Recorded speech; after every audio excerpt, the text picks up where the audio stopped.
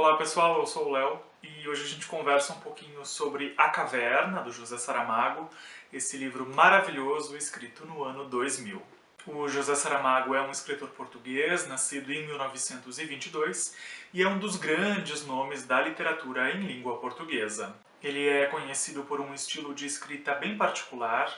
com frases bastante longas e uma pontuação não convencional. Ele usa só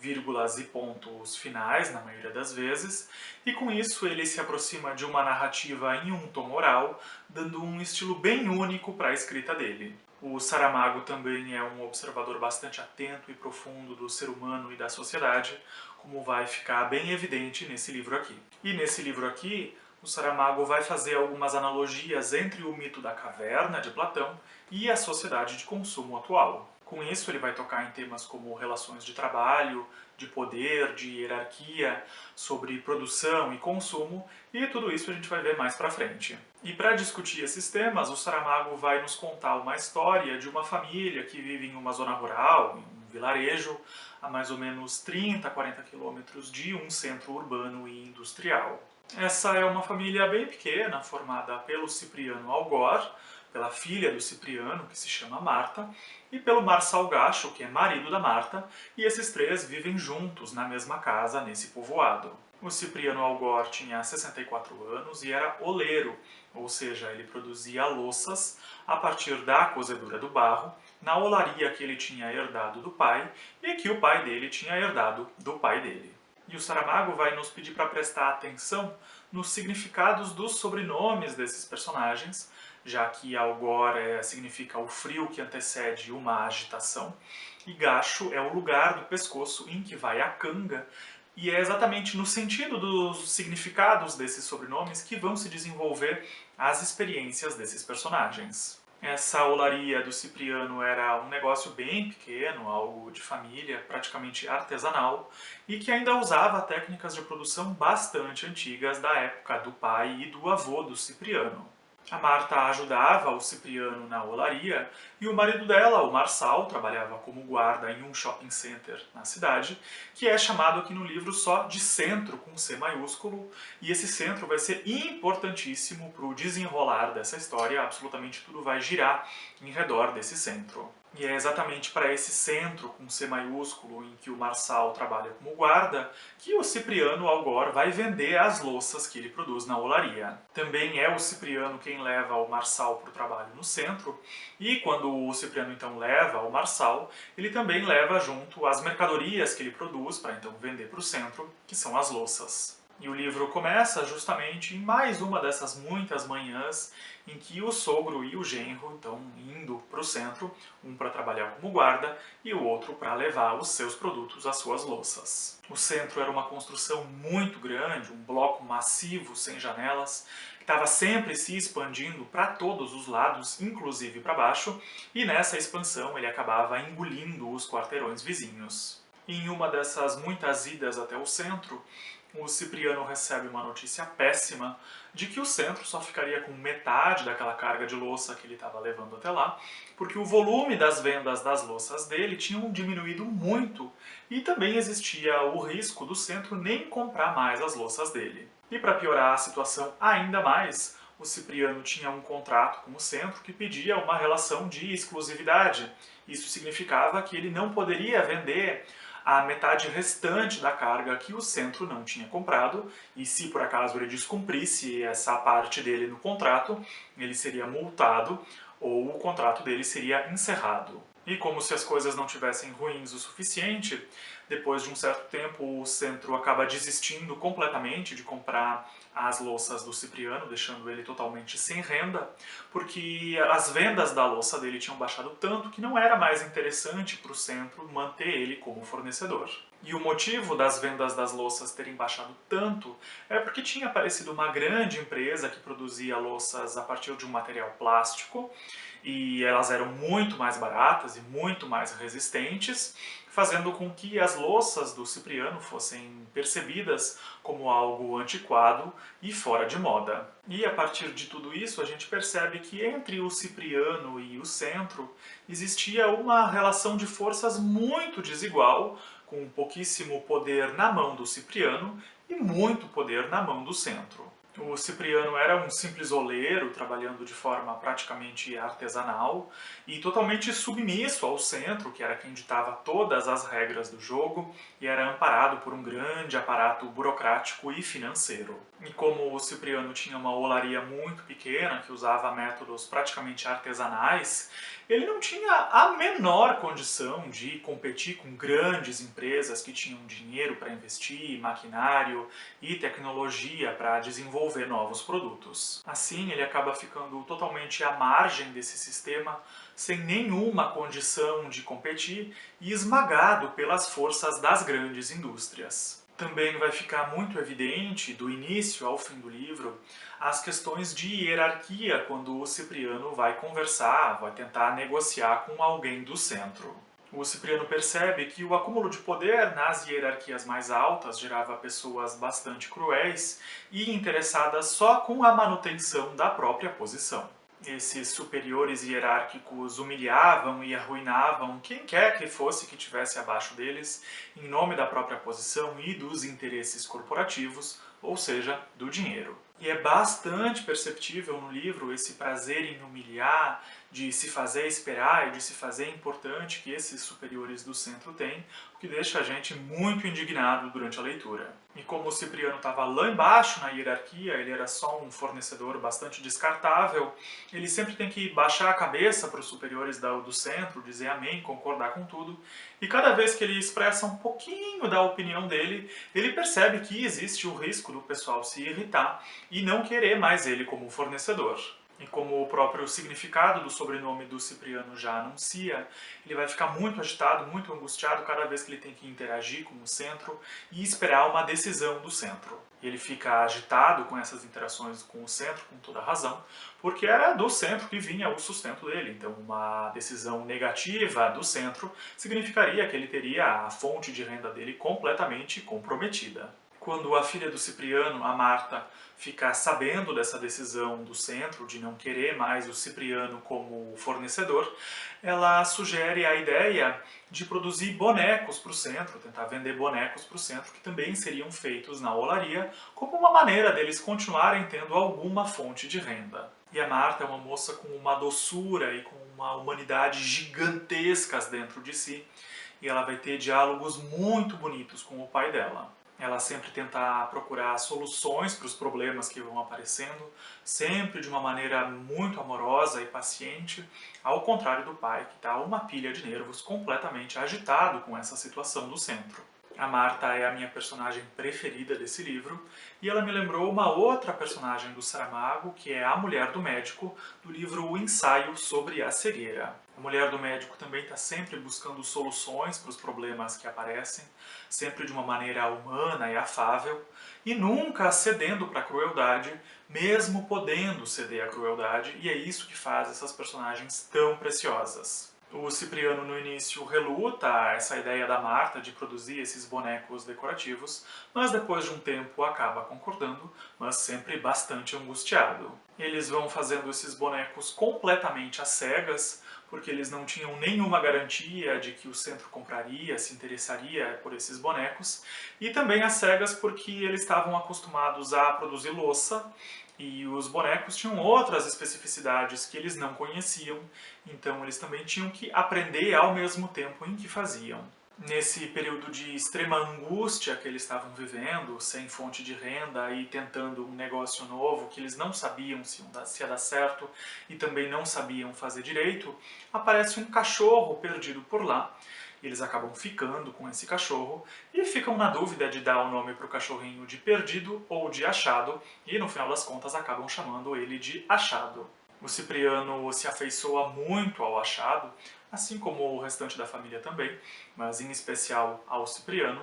e o cãozinho Achado acaba sendo uma gotinha de esperança nessa fase tão sombria e cruel que eles estavam passando. Sempre que o Cipriano estava tomado de angústia, lá estava o Achado lambendo as mãos dele e até as lágrimas em trechos extremamente tocantes. E junto com toda essa angústia de terem perdido a fonte de renda e de estarem tateando no escuro com essa fabricação de bonecos, também existia a possibilidade do Marçal ser promovido a guarda residente do centro. Essa possível promoção do Marçal significava que ele passaria a morar no centro e a Marta, como esposa, iria morar junto, deixando o pai sozinho na olaria. E o Marçal, depois de promovido, passaria a morar no centro porque lá existia um complexo de apartamentos que era bastante sinistro e cheio de regras. Nessa parte residencial desse shopping tinham 3 tipos de apartamentos. Os apartamentos com janela para fora do centro,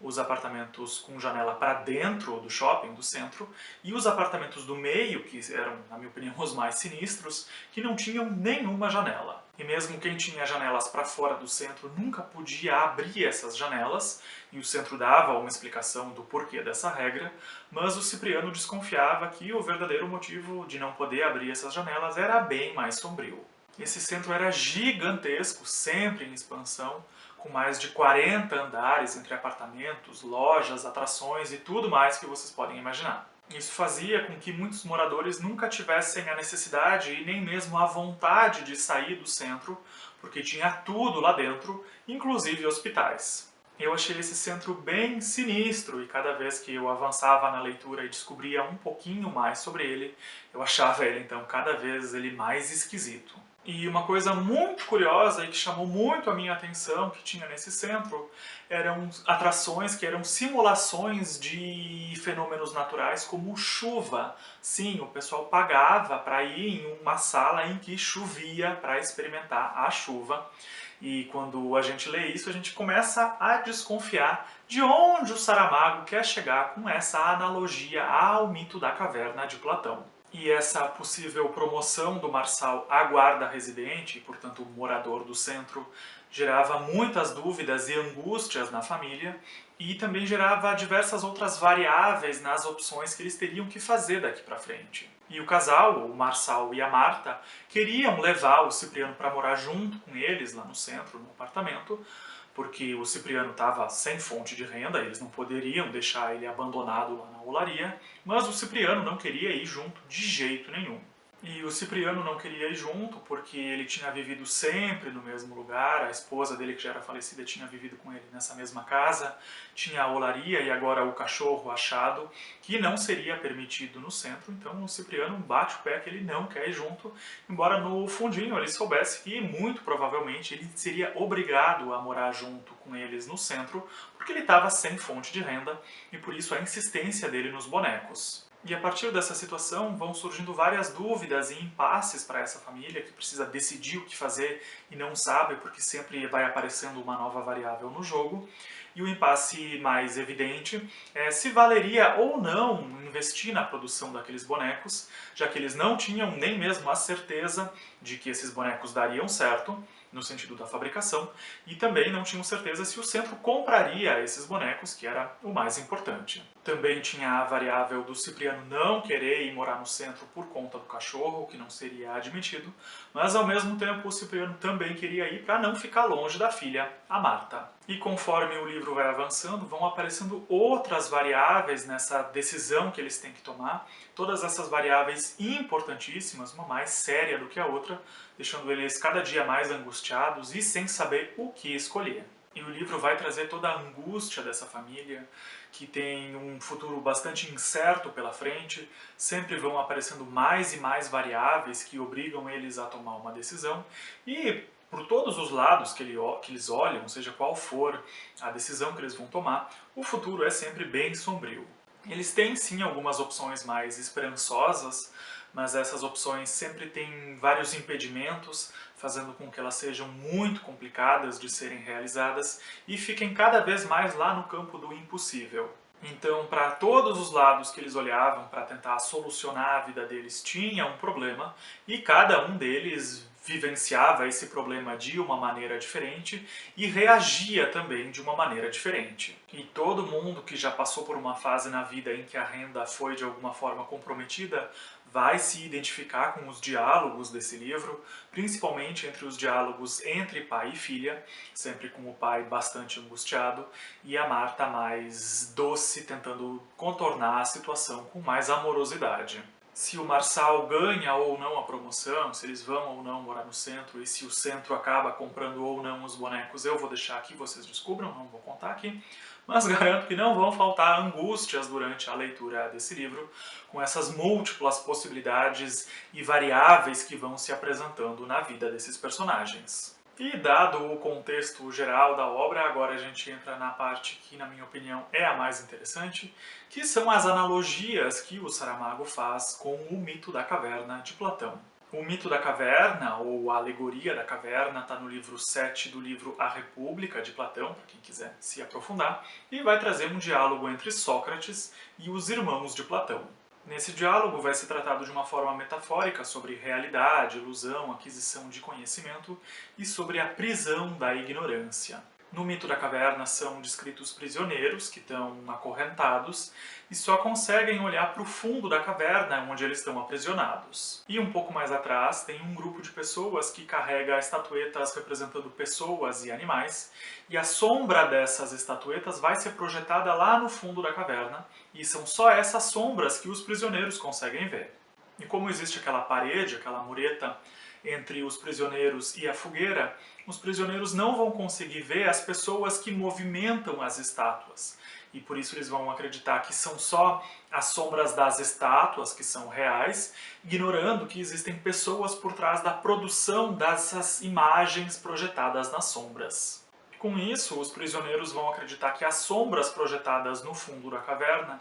são a única realidade, como se as sombras fossem o objeto, quando na verdade as sombras são só projeções de um objeto. E essas sombras elas são reais, os prisioneiros estão vendo elas, mas os prisioneiros não sabem que essas sombras são produzidas por pessoas que carregam então essas estatuetas. E, segundo Platão, se algum desses prisioneiros conseguisse se libertar, eles não acreditariam na realidade e iam querer voltar para a caverna para continuar vendo as sombras, que era então a única realidade conhecida e repetida que eles tiveram durante a vida. E é exatamente essa situação que o Saramago vai desenvolver aqui, em analogias com a sociedade de consumo. A caverna, nesse livro do Saramago, é tudo que mantém a sociedade de consumo funcionando, nesse caso aqui representada por um grande centro comercial. Esse centro cria e projeta imagens através da publicidade, fazendo com que os consumidores acreditem que as imagens projetadas pela publicidade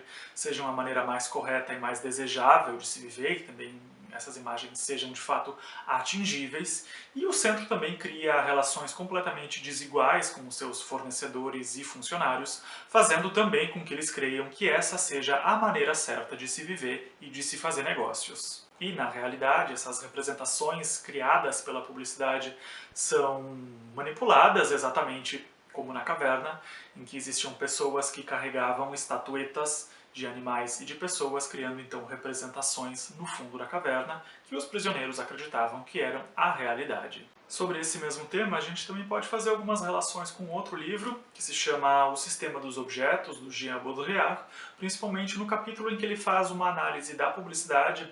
ou seja, do discurso em torno dos objetos. Para o Baudrillard, é muito difícil a gente conseguir escapar da publicidade por ela ser praticamente onipresente e ter um discurso bastante repetitivo que reforça os seus ideais através da repetição. Para ele, a publicidade passa uma imagem de transparência, de se saber o que se está consumindo por se estar supostamente informado pelo discurso da publicidade. Mas para o Baudrillard, essa transparência é falsa, porque ela esconde a real cadeia de produção, o real processo de produção do produto e todos os seus impactos, todas as suas relações com o mundo, e se foca só em uma parte muito pequena do produto, das vantagens do produto, tendo uma visão bastante parcial sobre esse produto. E a gente percebe essa relação de falsa transparência aqui em A Caverna, porque os consumidores do centro não têm a mínima ideia do que está por trás do que eles consomem. Os consumidores do centro não sabem como as louças do centro são produzidas, não sabem dos sofrimentos do Cipriano e também não sabem como são produzidas as louças dessa empresa concorrente com os materiais plásticos que acabou substituindo o Cipriano. Eles também não sabem dos termos abusivos que o centro tem com os seus fornecedores, não sabem que optando por um produto ao invés de outro eles estão tirando o pão da mesa de uma pequena família e não sabem basicamente de nada do que existe por trás daqueles produtos. Os consumidores do centro têm só essa visão da publicidade, o discurso reducionista da publicidade e não da real produção e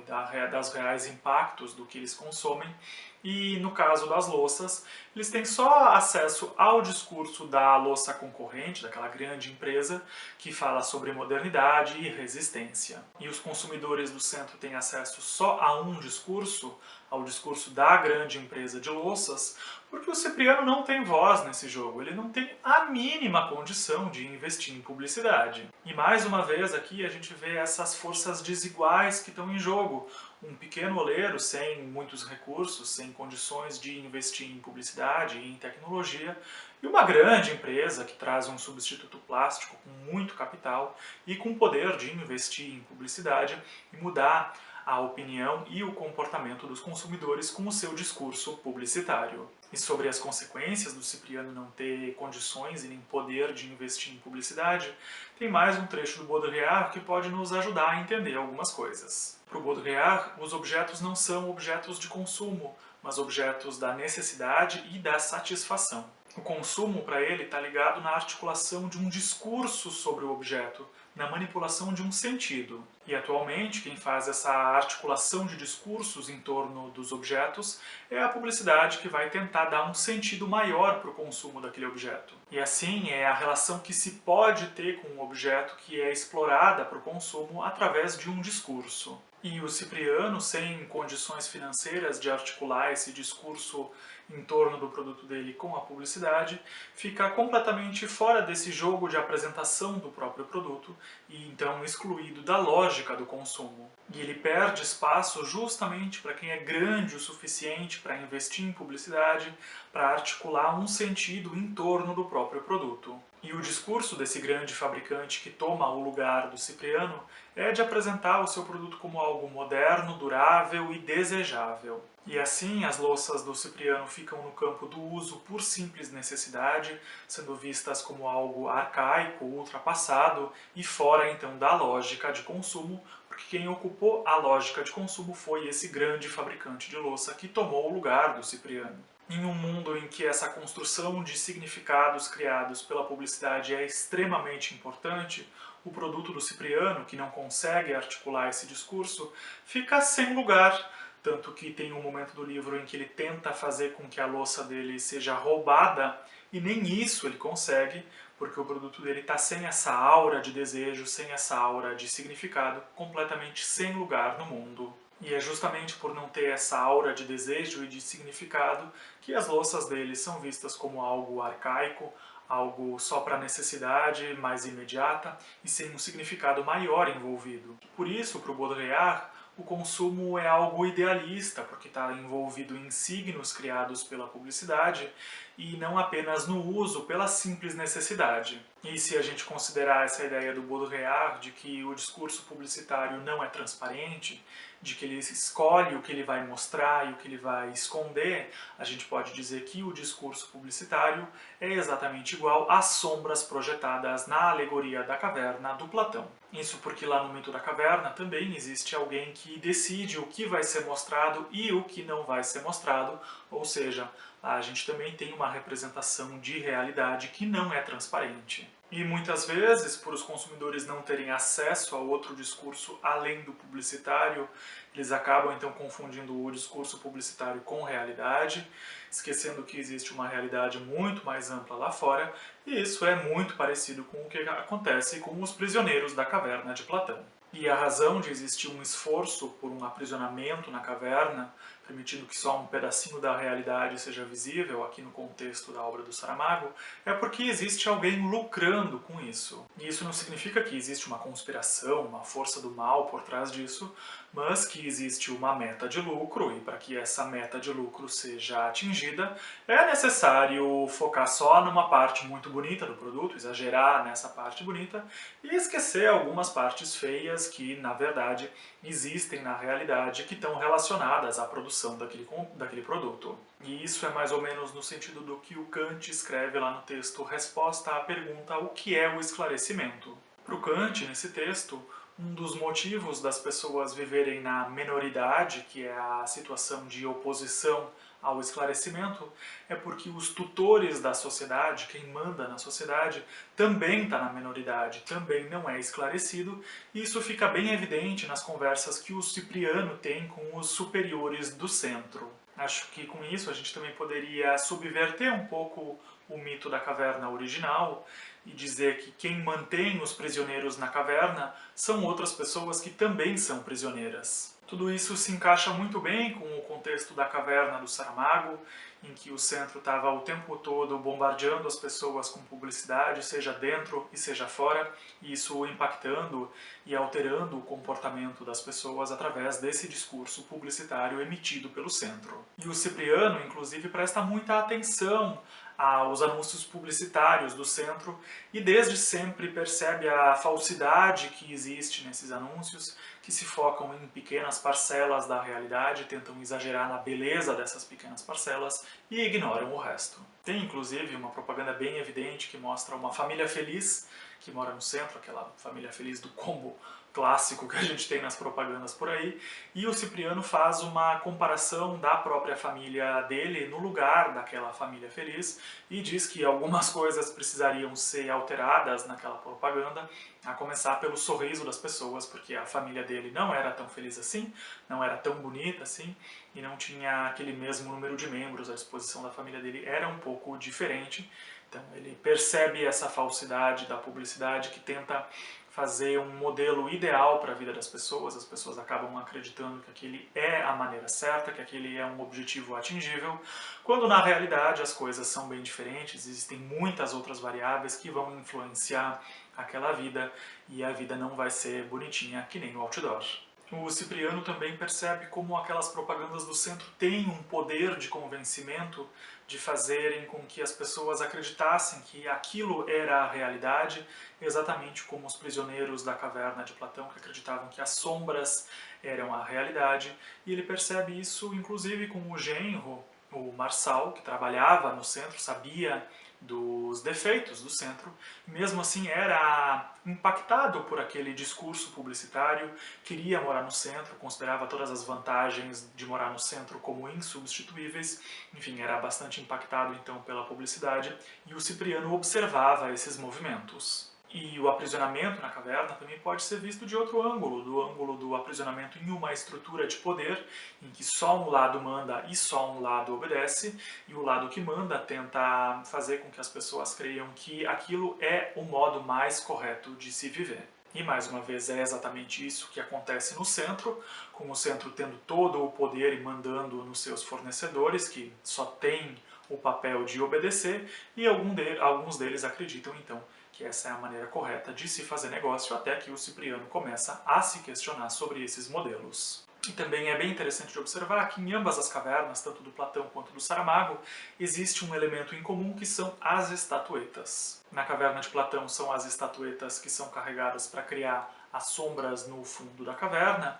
e aqui na caverna do Saramago a gente também vai ter estatuetas, na verdade bonecos, que são então produzidos pela Marta e pelo Cipriano para tentar então vender esses bonecos para o centro. Em ambas as cavernas são essas estatuetas, esses bonecos, que vão reforçar uma ilusão em relação à caverna. No caso da caverna de Platão, então são essas estatuetas que criam a ilusão das sombras nos prisioneiros, e no caso da caverna de Saramago, existe a ilusão de voltar a fazer negócio com o centro através dos bonecos, então das estatuetas também. E esse livro também vai trazer um contraste muito grande entre o autêntico e o simulado. A própria substituição das louças do Cipriano, que eram feitas de barro, por louças de plástico, daquela grande empresa que toma o lugar dele, são um exemplo desse contraste entre real e simulado, entre barro e plástico, e sobre como essas substituições, essas simulações de realidade são difundidas pela indústria e acabam sendo abraçadas pelos consumidores através da publicidade como algo ideal e desejável. Basicamente o que se tem aqui então é um contraste entre barro e plástico, entre o mundo natural e o mundo artificial, entre o mundo simulado. E essa questão do simulado também vai se estender para outras áreas, como por exemplo nos telões, que vão mostrar realidades de vidas simuladas através da publicidade, e as pessoas vão querer atingir essas vidas simuladas, vão acreditar que essas vidas são de fato atingíveis. E a caverna, nesse livro do Saramago, além de ser algo coletivo, social, também é algo bastante pessoal para a família do Cipriano. E o Cipriano, mais para o final do livro, vai tentar fazer um movimento de se libertar dessa caverna, se libertar do centro, das coisas que mantêm ele preso ao centro, e ele vai fazer alguns questionamentos sobre essa libertação, tanto no sentido coletivo, quanto também no sentido individual, pessoal. E conforme esse livro vai se encaminhando para o final, a gente vai entendendo cada vez melhor o que é a caverna, e essa história assume um contorno quase místico, com uma grande descoberta feita pelo Cipriano e que, claro, eu não vou contar para vocês, vou deixar que vocês descubram durante a leitura desse livro. E a Caverna do Saramago também tem uma referência bem explícita à Caverna de Platão, com um diálogo muito semelhante entre o Cipriano e a Marta, e entre Sócrates e um dos irmãos de Platão. Um dos irmãos de Platão, depois que Sócrates descreve os prisioneiros da caverna, diz: "Que prisioneiros estranhos descreves?" E Sócrates responde: "São iguais a nós." E o Cipriano e a Marta têm um diálogo exatamente igual, que toca justamente na parte mais importante da alegoria da caverna, que é a de que todos nós estamos em uma caverna. Isso mostra como é difícil escapar da caverna, se é que é possível escapar da caverna, já que os ideais da caverna estão muito presentes, muito arraigados no nosso cotidiano. Isso vale tanto para a Caverna do Saramago quanto para a Caverna de Platão. O final desse livro mostra de uma maneira muito irônica como é difícil escapar dessa caverna e dá uma amostra da transformação de tudo em mercadoria, ou seja, da transformação de tudo em caverna, fazendo essa situação ainda mais complicada em um trecho muito inteligente e muito irônico que está bem no finalzinho do livro. O final desse livro é muito bonito, é um final ao mesmo tempo luminoso e sombrio, exatamente nessa relação de luz e sombra da alegoria da caverna. Esse então foi o livro de hoje, um livro maravilhoso, que nos permite fazer muitas conexões para além da história que está aqui e pensar bastante sobre a nossa própria sociedade, sobre a nossa própria época. Eu gosto muito da obra do Saramago, ela sempre nos deixa bastante reflexivos, com muita coisa para pensar, e espero ter a oportunidade de trazer mais obras dele em breve. Por hoje então é isso, fica aqui o meu muito obrigado a quem assistiu, e a gente se vê de novo no próximo vídeo. Um abraço e até lá!